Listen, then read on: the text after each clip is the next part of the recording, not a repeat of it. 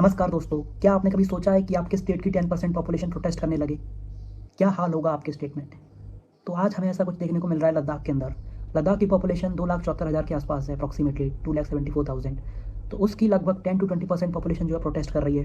लगभग 20 से 40,000 के आसपास के लोग पीसफुली प्रोटेस्ट कर रहे हैं, और ये अभी जो ऑनगोइंग प्रोटेस्ट चल रहा है उसमें तो कर ही रहे हैं। और ऐसा हमें एब्रोगेशन ऑफ आर्टिकल 370 के बाद से देखने को मिल रहा है। जो अगस्त 2019 के अंदर आर्टिकल 370 का रिमूवल किया गया था, उसके बाद से हमें सितंबर में सबसे पहली बार प्रोटेस्ट लद्दाख के अंदर देखने को मिली थी। उसके बाद हमें 2020 में जब हिल डिस्ट्रिक्ट काउंसिल के इलेक्शन हुए तो उसमें भी हमें ये सब चीज़ें देखने को मिली, प्रोटेस्ट वगैरह। तो उस टाइम पे यूनियन होम मिनिस्टर ने वादा किया था कि हम 15 दिन बाद इलेक्शन के सारी डिमांड को फुलफिल कर देंगे, पर ऐसा हमें कुछ ज़्यादा देखने को नहीं मिला। इसके अलावा और भी सारी कमिटीज़ का गठन किया गया सरकार के द्वारा उस समय, और वो धीमे धीमे कोविड के बाद वो प्रोटेस्ट हमें दोबारा से अभी देखने को मिले हैं। हमें ये प्रोटेस्ट पिछले साल भी देखने को मिले थे और अभी भी देखने को मिल रहे हैं, और फरवरी के अंदर भी हमने ये प्रोटेस्ट देखे थे, और अभी भी ये प्रोटेस्ट चल ही रहा है लद्दाख में। और इनकी कई सारी डिमांड हैं इसको लेके, तो वो डिमांड क्या है हम वो जानेंगे, और 6th शेड्यूल की डिमांड क्यों कर रहा है लद्दाख वो भी जानेंगे, और क्या कहते हैं सोनम वांगचुक सर जो हैं वो इतने दिनों से क्लाइमेट फास्ट क्यों कर रहे हैं, तो सब जानेंगे। सबसे पहले जानते हैं कि सोनम वांगचुक सर फास्ट क्यों कर रहे हैं, क्लाइमेट फास्ट क्यों कर रहे हैं, और ये क्लाइमेट फास्ट है क्या। तो क्लाइमेट फास्ट बेसिकली वो फास्ट है जिसमें जो लॉबीज़ हैं, माइनिंग वगैरह करती है इंडस्ट्रियल लॉबीज़, उनको जो कॉन्ट्रैक्ट वगैरह दिए जाएंगे लद्दाख के अंदर डेवलपमेंट करने को, तो उससे जो कहीं ना कहीं वहाँ का जो वातावरण है, क्लाइमेट वगैरह है, वो कहीं ना कहीं डिस्टर्ब होगा। तो इन सब सिलसिलों को लेकर कहीं ना कहीं ये प्रोटेस्ट हो भी रहे हैं, और ये 6 मार्च से सोनम वांगचुक सर के द्वारा स्टार्ट किए गए हैं, और आज उसका 14वां दिन चल रहा है, और ये 21 दिन तक चलेगा। उन्होंने ऐसा बताया है कि हम 21 दिन के अंदर ये अनशन करेंगे, ज़रूरत पड़ेगी आगे चल के। और तो अभी 14 दिन हो चुके हैं इस क्लाइमेट फास्ट को, आज 14वां दिन है, और आगे भी ये चलता रहेगा। जैसा कि आप लोगों ने ये वीडियो देखा, अभी वीडियो देखी सबसे July, as we greet in Ladakh, today on the 6th of March, I will be sitting on fast unto death, which will happen in stages of 21 days each, extended as necessary. 21 days because this happens to be the longest fast that Mahatma Gandhi kept during the independence movement of India. And I want to follow.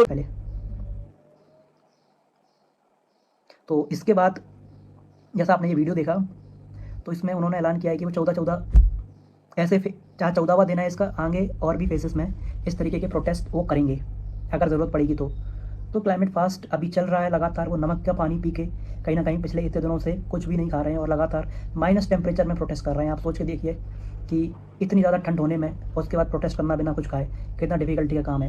Sonam Wangchuck sir ने कहा कि हम गांधी जी के रास्ते पर चल रहे हैं, कहीं ना कहीं प्रोटेस्ट करेंगे, सरकार से अपनी बात मनवाएंगे।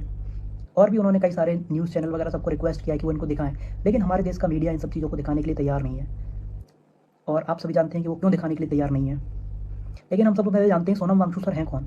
तो आप सभी लोगों ने अगर 3 इडियट मूवी देखी होगी, तो मैं आपको बताता हूँ सोनम वांगचुक सर के बारे में थोड़ा सा। तो 3 इडियट मूवी जो देखी है आपने, जिसमें आमिर खान ने रेंचो का कैरेक्टर प्ले किया था, तो वो जो मूवी है ना, वो सोनम वांगचुक सर के कैरेक्टर के ऊपर ही बेस्ड है। जो इनोवेशंस रेंचो ने मूवी के अंदर किए थे, वो सोनम वांगचुक सर ने रियलिटी में किए हैं। तो ये उनकी जानकारी है। जैसे कि उन्होंने कई सारे इंपॉर्टेंट और अच्छे इनोवेशंस किए हैं, जैसे कि इन्वायरमेंट फ्रेंडली उन्होंने एक सोलर हीटेड टेंट बनाया 2021 के अंदर इंडियन आर्मी के लिए। और इसके अलावा आपने आइस टू पास का नाम सुना होगा, जो बेसिकली वाटर शॉर्टेज जैसी प्रॉब्लम्स होती हैं उनसे डील करते हैं आर्टिफिशियल ग्लेशियर बना के, तो उसको बनाने का काम भी इनके द्वारा किया गया। इसके अलावा कार्बन न्यूट्रल हीटिंग बिल्डिंग्स होती हैं कहीं ना कहीं, उसको बनाने का काम इनके द्वारा किया गया। और भी अनगिनत कई सारे एक्सपेरिमेंट्स हैं जो इन्होंने किए हैं, जिससे समाज के अंदर कंट्रीब्यूशन किया जाए। इसके अलावा ये क्लाइमेट एक्टिविस्ट भी हैं, एनवायरनमेंट के प्रति चिंतित भी रहते हैं, जागरूकता फैलाते हैं और लोगों को शिक्षा देने का काम भी करते हैं। इसके लिए इन्हें साल भर में कई सारे अवार्ड मिल चुके हैं। इनको कुछ ना कुछ एक अवार्ड मिलता ही रहता है। जैसे कि 2004 में इन्हें ग्रीन टीचर का अवार्ड मिला, 2014 के अंदर यूनेस्को की तरफ से इनको अवार्ड मिला, और 2018 में इनको रेमन मैग्सेसे अवार्ड मिला। कई सारे इनको अवार्ड मिले हैं। इसके अलावा ये सोनम वांगचुक सर की डिटेल्स हैं जो आपने जानी। ये प्रोटेस्ट कर रहे हैं, कहीं ना कहीं ये मुख्य चेहरा बने हुए हैं अभी उस प्रोटेस्ट का, जो फास्ट अन टू डेथ की तरफ बढ़ रहे हैं, कहीं ना कहीं उस फास्ट को कर रहे हैं। तो आपको भी कहीं ना कहीं उसको सपोर्ट करना चाहिए, क्योंकि मीडिया इस चीज़ को दिखाने को तैयार तक नहीं है। इसके अलावा अब इनकी हम डिमांड जानते हैं। तो इनकी डिमांड क्या है? एक तो डेमोक्रेसी से रिलेटेड डिमांड है, मतलब एब्रोगेशन ऑफ 370 के बाद वहाँ पे स्टेट हुड तो है ही नहीं है, मतलब उनका लेजिस्लेचर नहीं है खुद का, उनके पास उनकी खुद की विधानसभा नहीं है। लद्दाख के लोग सिर्फ और सिर्फ पार्लियामेंट के इलेक्शन जो अभी होने वाला है उसमें वोट डाल सकते हैं लोकसभा के लिए। उनके पास ना राज्यसभा है जिसके लिए वोटिंग हो इनडायरेक्टली, क्योंकि जब विधानसभा ही नहीं है तो राज्यसभा के लिए वोटिंग भी नहीं कर सकते। और तो सबसे पहले डिमांड तो डेमोक्रेसी एस्टैब्लिशमेंट को लेकर कहीं ना कहीं प्रॉपर तरीके से वहाँ पे एक विधानसभा बनाई जाए, स्टेट दिया जाए। दूसरा एनवायरमेंट से रिलेटेड डिमांड है कहीं ना कहीं, जिसके लिए क्लाइमेट फास्ट भी चल रहा है। जो इंडस्ट्रियल लॉबीज़ हैं कहीं ना कहीं, और माइनिंग फर्म्स जो हैं जो आगे चल के वहाँ पे डेवलपमेंट करेंगी, जिससे वहाँ का जो इकोसिस्टम है बहुत ज़्यादा फ्रजाइल है, वो इन सब चीज़ों को सहन नहीं कर सकता। जिस तरीके का एक्सेसिव तरीके का जो वहाँ पे इंडस्ट्रियल डेवलपमेंट होगा, तो उससे बचाने के लिए भी कहीं ना कहीं एनवायरमेंट से रिलेटेड बचाने के लिए भी ये प्रोटेस्ट हो रहा है। और एक और डिमांड इनकी ये है कि 6th शेड्यूल के अंदर लद्दाख को इंक्लूड किया जाए, उसको स्पेशल प्रिविलेजेस दिया जाए कहीं ना कहीं, जो हमारे नदर्न ईस्टर्न स्टेट्स हैं, मिजोरम, त्रिपुरा, आसाम, मेघालय जैसे स्टेट को 6th शेड्यूल दिया गया है। तो एक डिमांड उनकी ये है। और इसके अलावा जो राइट्स हैं वो भी दिए जाएँ उनको, लद्दाख के लोगों को, क्योंकि 6th शेड्यूल की डिमांड इसीलिए हो रही है क्योंकि लद्दाख के अंदर 97% ट्राइबल पीपल्स रहते हैं, इसीलिए। और एक इम्पॉर्टेंट राइट इसीलिए भी दिया जाए जैसे वो वहाँ के हिसाब से कानून वगैरह बना सकें, क्योंकि वहाँ का जो यूथ है उसके अंदर लगभग 26.7% के आसपास की बेरोज़गारी दर है। वो क्यों है मैं आपको वो भी बताऊँगा। तो ये चीज़ हमने जानी। तो ये प्रोटेस्ट जो है हमें काफ़ी टाइम से देखने को मिल रहे हैं। 2019 सितंबर में हमें सबसे पहले प्रोटेस्ट देखने को मिले, फिर हिल डिस्ट्रिक्ट काउंसिल के इलेक्शन होते हैं तब हमें देखने को मिलते हैं प्रोटेस्ट। तब होम मिनिस्टर ने वादा किया था, पर ऐसा हमें कुछ भी फुलफिल होते हुए नहीं मिला। फिर उसके बाद अभी हमें लगातार प्रोटेस्ट देखने को मिल रहे हैं, और ये प्रोटेस्ट अभी पिछले कई दिनों से ज़्यादा बढ़ गए हैं। और 6 मार्च से क्लाइमेट फास्ट चल रहा है, जिसमें प्रोटेस्ट ही हो रहे हैं कहीं ना कहीं, डिमांड के लिए लद्दाख के अंदर डिमांड की जा रही है कि उन्हें उनके हक दिए जाएँ। तो सबसे पहले आपने नाम सुना होगा ले एपेक्स बॉडी LAB और कारगिल डेमोक्रेटिक अलायंस। तो इन दोनों ने मिलकर आके कहीं ना कहीं इन सब जो प्रोटेस्ट है इनको ऑर्गेनाइज करने का काम किया पीसफुली, और अपनी कुछ डिमांड सामने रखी। तो उसमें कई सारी डिमांड हैं, जैसे कि मैं आपको डिमांड पढ़ के बताता हूँ कि कॉन्स्टिट्यूशनल सेफ गार्ड दिया जाए कहीं ना कहीं, जो चीज़ें थी पहले की वो स्टैब्लिश किया जाए, स्टेट होल्ड है जैसे कि इसमें जॉब सिक्योरिटी है, कल्चरल प्रोटेक्शन दिया जाए। इसके अलावा जो लोकल पॉपुलेशन है, जो उनका कल्चर है, उसको प्रोटेक्ट करके रखा जाए, इसीलिए 6th शेड्यूल की डिमांड हो रही है। स्टेट हुड दिया जाए, 6th शेड्यूल को कहीं ना कहीं जो स्टेटस है उसको इंप्लीमेंट किया जाए, और एडिशनल पार्लियामेंट सीट दी जाए। अभी लेह से सिर्फ लोकसभा की 1 सीट होती है, तो वो चाह रहे हैं कारगिल से भी 1 लोकसभा की सीट हो, यानी कि लद्दाख के अंदर से 2 लोकसभा की सीट तो कम से कम होनी चाहिए मिनिमम। तो ये भी एक कहीं ना कहीं डिमांड है। और जॉब जो है, यूथ को जॉब दी जाए, क्योंकि मैंने आपको बताया 26.5% अप्रॉक्सीमेटली अनएम्प्लॉयमेंट है अभी वहाँ पे। वो अनएम्प्लॉयमेंट इसीलिए है क्योंकि कुछ एब्रोगेशन ऑफ आर्टिकल 370 का जो स्पेशल प्रिविलेजेस होते थे कहीं ना कहीं, जो राइट्स होते थे जम्मू एंड कश्मीर स्टेट के लोगों के, उसमें लद्दाख भी था पहले, तो वो परमानेंट रेजिडेंट्स के लिए होते थे वहाँ पे, जिसमें ज़मीन लेना और इसके अलावा जॉब सिक्योरिटी वगैरह वो सब पहले से रिजर्व होते थे। लेकिन तो वो जनरल पब्लिक जो थी इंडिया की उसके लिए अवेलेबल नहीं था। लेकिन 375 के एब्रोगेशन हटने के बाद कहीं ना कहीं एब्रोगेशन के बाद वो जनरल पीपल के लिए भी कॉमन हो गया वहाँ पे जाना, ज़मीन खरीदना और भी चीज़ों में भाग लेना। तो उसके कारण जो बेरोज़गारी भी हमें देखने को मिल रही है। और भी कई सारे रीज़न है इसके, पर ये उनमें से एक प्रमुख रीज़न है कहीं ना कहीं। तो ये भी एक कारण बना कहीं ना कहीं प्रोटेस्ट का, और ये अभी भी चल ही रहा है उस हिसाब से। तो ये जो चीज़ है ना, परमानेंट रेजिडेंट थी वहाँ पे, जो इनके पास स्पेशल राइट्स वगैरह होते थे, वो आर्टिकल 35A ऑफ आर्टिकल 370 में दिया था, लेकिन उसके हटने के बाद ये सब चीज़ें कॉमन हो गई थी। तो उसके कारण हमें ये प्रोटेस्ट देखने को मिल रहा है। डिमांड मैंने आपको बताई क्या क्या डिमांड है। लेकिन अब आपके मन में सवाल आ रहा होगा कि 6th शेड्यूल होता क्या है। तो 6th शेड्यूल का मतलब होता है कि 6th शेड्यूल कॉन्स्टिट्यूशन का वो हिस्सा है जो बेसिकली प्रोटेक्शन प्रोवाइड करता है ट्राइबल एरियाज़ के अंदर जो लोग रहते हैं उनको हेल्प करता है बेसिकली ऑटोनॉमस डेवलपमेंट काउंसिल बनाने में, और ऑटोनॉमस रीजनल काउंसिल बनाने में, जो कि उन्हें कई सारे अलग अलग मुद्दों पे हेल्प करती है, जैसे कि that can make laws on various aspects like land, public health, agriculture. इन सब चीज़ों में कहीं ना कहीं हेल्प करता है article 6th schedule of the constitution.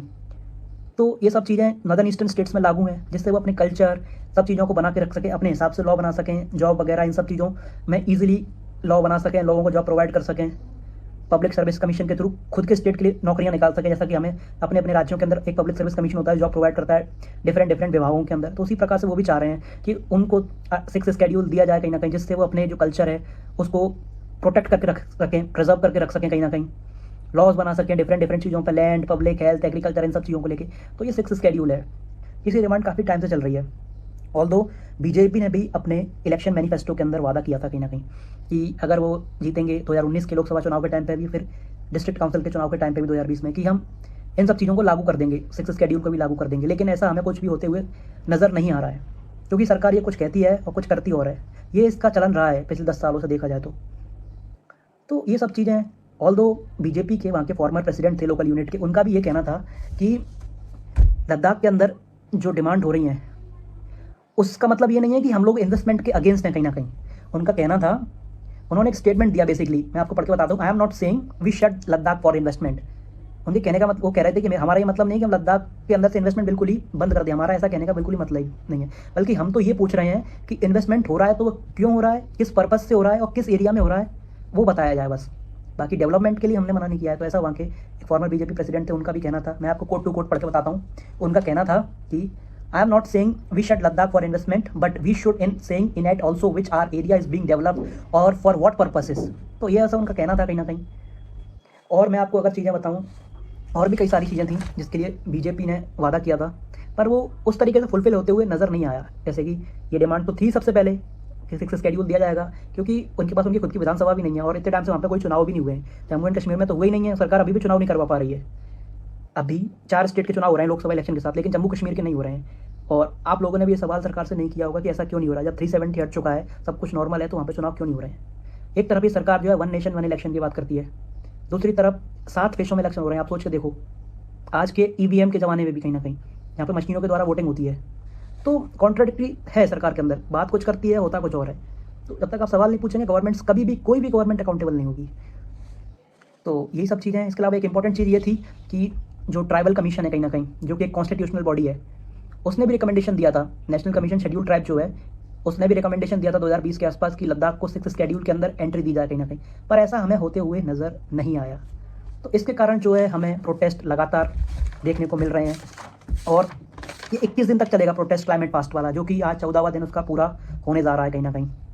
तो ये सब चीज़ें हैं। और इसके अलावा इसी बीच में नित्यानंद राय, जो कि MHA हैं, यानी कि मिनिस्ट्री ऑफ होम अफेयर्स के मिनिस्टर हैं कहीं ना कहीं, स्टेट लेवल के, union home minister of state हैं नित्यानंद राय। उनके द्वारा, सरकार के द्वारा कमेटी बनाई गई जिसमें सरकार और लद्दाख के लोगों के बीच में बातचीत हुई, लेकिन वो सारी की सारी बातचीं असफल रही कहीं ना कहीं। जनवरी से लेके फरवरी और अभी सारी की सारी डिमांड का कंक्लूजन जो है वो ना के बराबर ही निकला। बात उस तरीके से बनती हुई नज़र नहीं आई, क्योंकि एक तरफ सरकार कई चीज़ों को देने को तैयार है, कई चीज़ें नहीं देना चाह रही है, 6 शेड्यूल जैसी चीज़ें। कई रीज़न हो सकते हैं उसके, लेकिन हमें नहीं पता। अब आगे देखते हैं क्या होता है क्या नहीं होता, लेकिन बने रहिए हमारे साथ तब तक, और सरकार से सवाल जरूर करते रहिए, क्योंकि अगर आप सवाल नहीं करेंगे तो गवर्नमेंट्स कभी भी अकाउंटेबल नहीं होंगी, चाहे वो किसी की भी गवर्नमेंट हो, किसी भी राज्य में। धन्यवाद।